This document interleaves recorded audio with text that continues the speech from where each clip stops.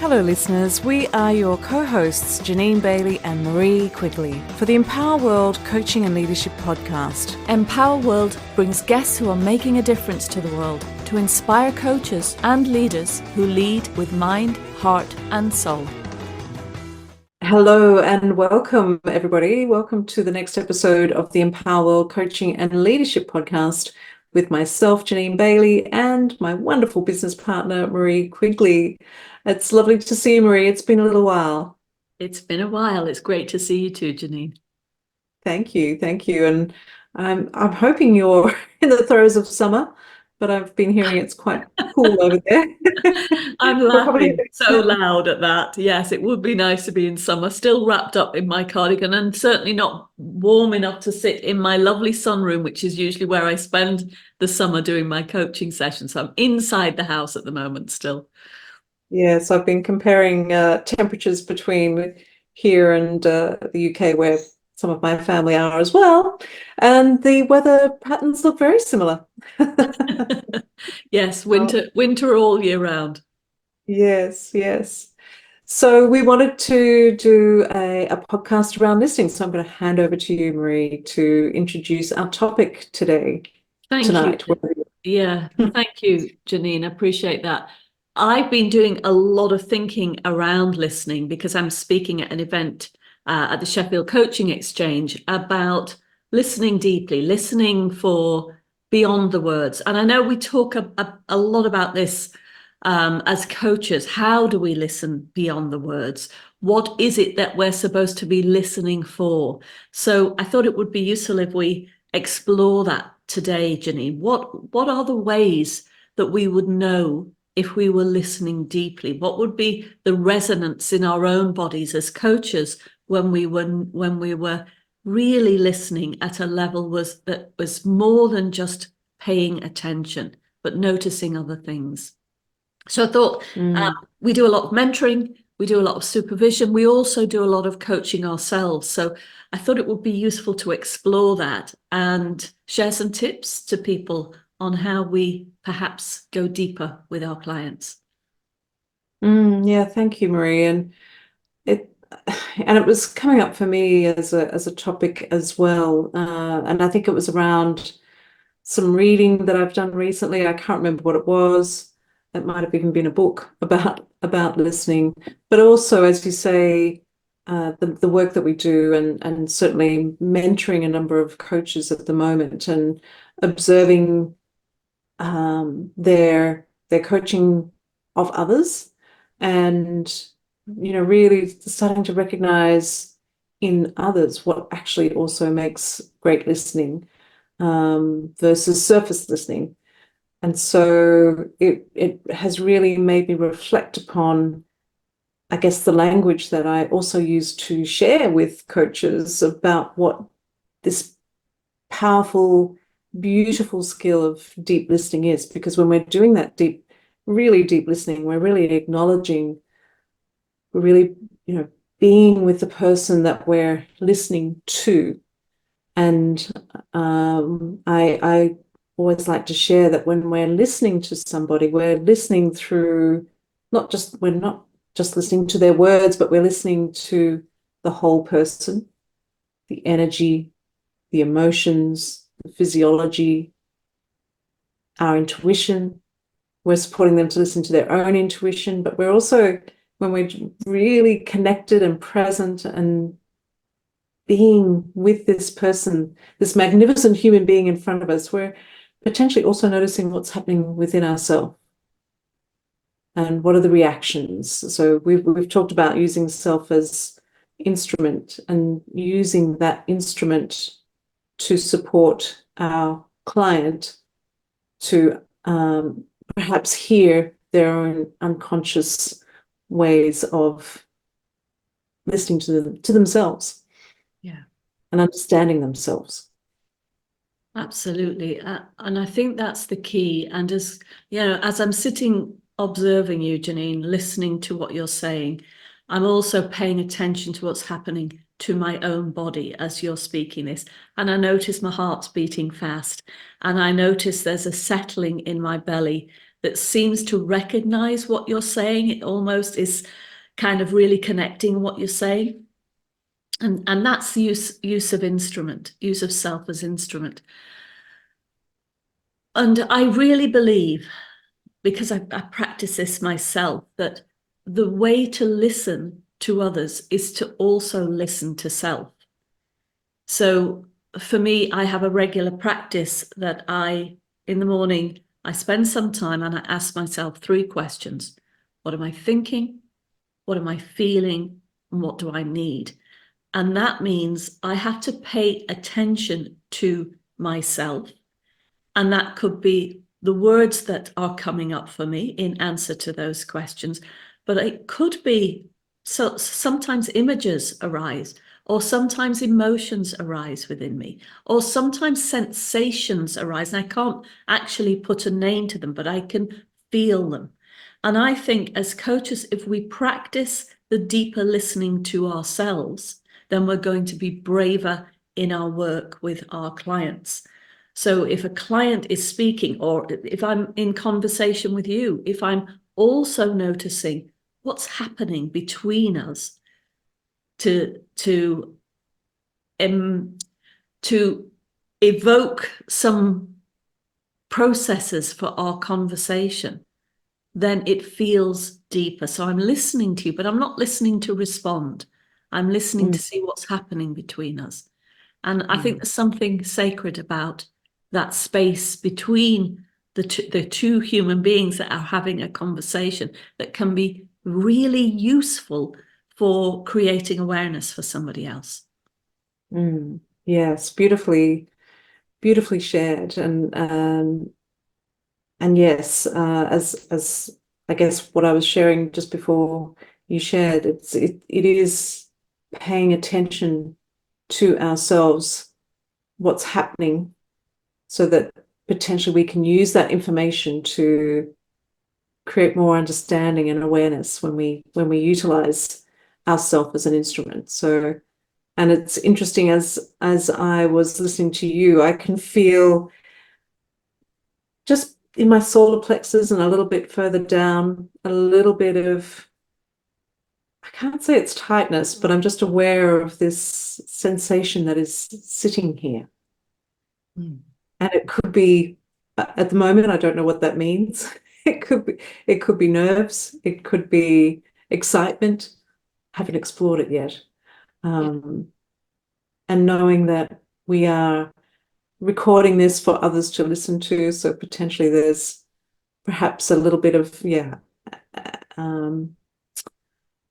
I'm guessing nerves. So, and I really loved how you just shared about, we're not listening to respond. We're actually just being present, not making any plans as to how we're going to, what we're going to ask, or how we will respond to another once they've completed. It's really allowing that spaciousness, knowing that we are, when we're connected and we're present, we are going to be reflections of one another, so that potentially what we're noticing within ourselves is what perhaps is happening with the other. And if we use that and reflect that back and ask what's coming up for you, then the client can share, or whoever we're listening to can share, what perhaps that means for them. They may not know, and like I'm shared, I'm not sure what that means, that, what that sensation means. And they may know.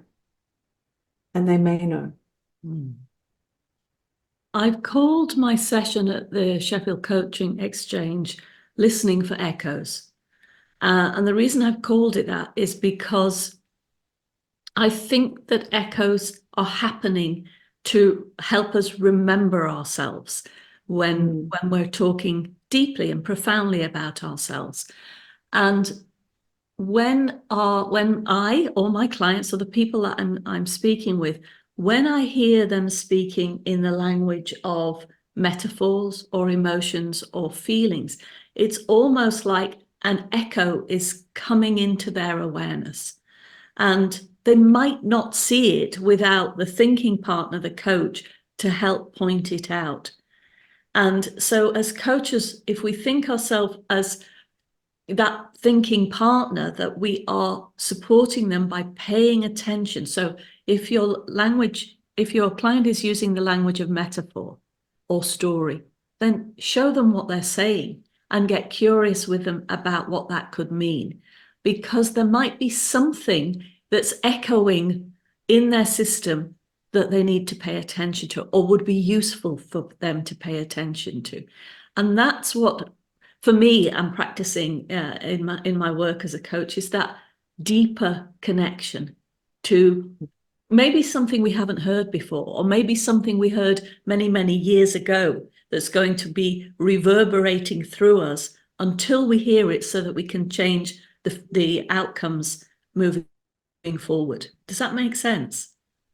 Oh, it does make sense, and it really highlights what we do as coaches to support the people that we are working with, partnering with, to become aware of those unconscious patterns, sensations, emotions. Not and potentially they're aware of their emotions, but they haven't become curious to find out what do those emotions mean? What do they really mean in relation to who am I? What is it I choose to be? What is it that I want to experience in the world?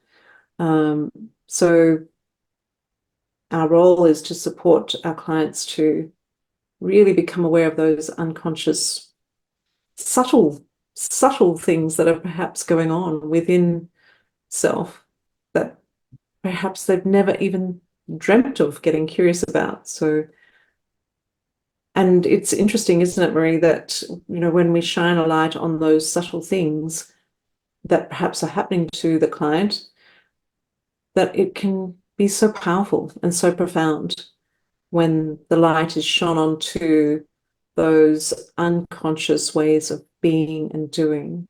So it's really those habits. It's really noticing the subtle things that could be happening for the client, an eye shift, a twitch in the face, a flush of the skin, a slight movement in the physiology can potentially reveal so much when we reflect that back and get curious about that with our clients.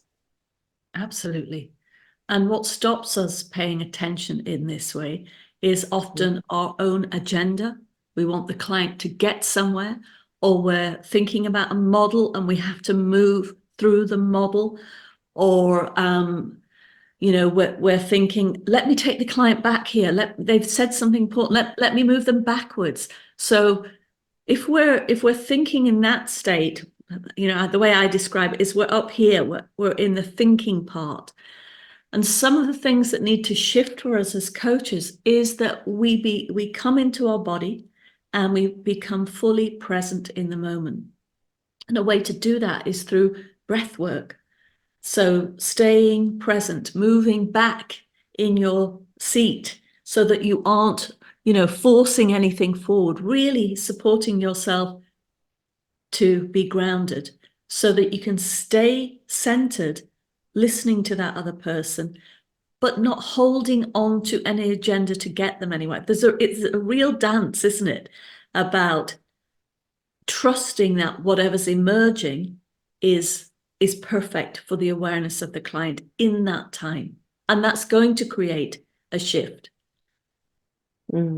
Yeah, absolutely. And I've been mentoring some coaches recently who are not yet credentialed, but they've been on the coaching journey for some time, and they're, with this group, or some in the group, they've had a belief that, I am the coach that's going to be able to influence the outcomes, and I need to be interactive, and I need to keep the energy up. So being able to support them to realize, actually, masterful coaching is really coming out of our clients' world, letting them go on a journey for themselves and really holding that space to allow things to emerge versus making it happen, is what's going to support the client, for them to find their own answers, not for you to be doing the work, doing the heavy lifting.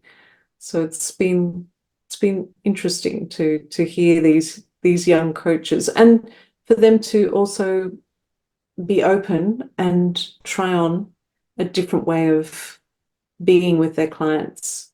So yeah, I think that's important, Jeanine. There are many models, there are many philosophies on coaching. We're not saying there's one right way. We're encouraging coaches to test out what it is that makes the difference with your clients. If you are willing to do the work yourself, and that's why I do believe it begins with ourselves and how deeply we can listen to our own selves. If we're willing to do that work, then we're more likely to go into that space with our client. If we really don't want to pay attention to what's happening, but want to simply move forward, and that's potentially the type of work we're going to be doing. There is no right or wrong, and there's a place for every type of way of coaching, I think. It's just looking at yourself. What is it you want to create for yourself in your coaching practice? And also, what is it you want to support your client to create for themselves? yes, and to really decide, how deeply do I want to work as a coach? How brave do I want to be in the work that I do? And this is also, of course, so relevant to leaders out in the workplace as well, to potentially become, if they want to empower their team, that turning up their active listening, their deep listening is really going to support their team to be able to listen deeply to themselves and identify the ways forward that perhaps is going to be really effective to unlock the wisdom by creating that space to listen deeply, and support their team members. I do say from time to time, actually, to slow down, so deep listening, hold the space, be present. By slowing down, the results can actually come faster. Yeah. Because that deep wisdom is unlocked and utilized. Yeah. And part of our job is to be the mirror and support the client to notice what they might not be able to notice on their own. So we encourage you coaches to practice this, to experiment with it, to share your feedback with us. What's it like when you choose to become fully present, allowing whatever emerges to emerge? And what's happening for your clients when you do that? We'd love to hear. Yeah. And we'd love you to get conscious about, who are you as a listener? Do you want to jump in, or do you hold the space? So yeah, an opportunity to reflect on who you're being as a coach, as a deep listener. Thank you for joining us. We trust you've enjoyed this episode, and we look forward to connecting with you next time. Thanks for listening.